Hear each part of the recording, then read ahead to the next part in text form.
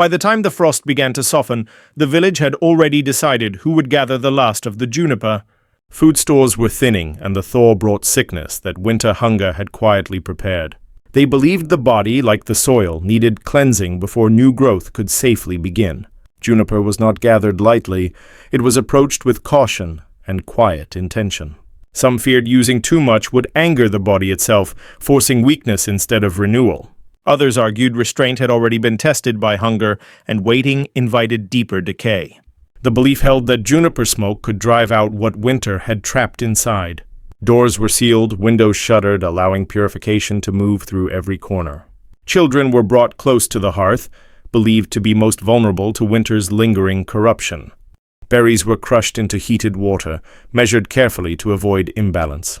No one drank first without watching the eldest take the initial bitter swallow. The bitterness was accepted as proof that cleansing required endurance, not comfort. By nightfall, the bitterness lingered on tongues, and some wondered whether they had invited harm instead of relief. Outside, thawing earth released damp rot smells, reminding them winter's decay had not fully withdrawn. A child coughed harder through the night, and the mother's confidence in the ritual quietly thinned. Some argued the smoke had not been thick enough to cleanse deeply. Others warned that too much juniper risked stripping strength the body still desperately needed.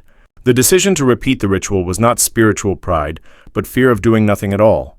Snow returned briefly that morning, reminding them winter had not surrendered its hold completely. The gatherer returned to the forest, careful to harvest only what seemed freely offered. He avoided branches that seemed brittle or sickly, believing the plant's weakness could pass inward. Back inside, the brew was made thinner. Bitterness softened, but not removed. This time they drank without watching each other. Trust settled more quietly between them. By dawn, the child's breathing eased and doubt loosened its grip on the household.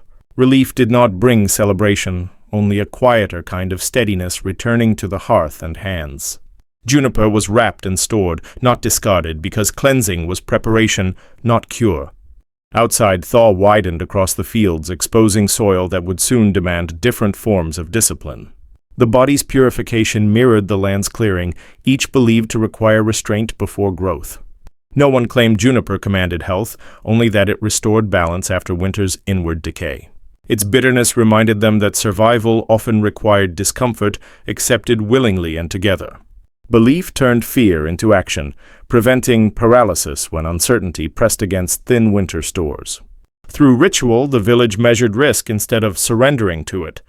The cleansing smoke would rise again before planting, binding body and soil in shared preparation. What they sought was not purity in spirit, but endurance in flesh.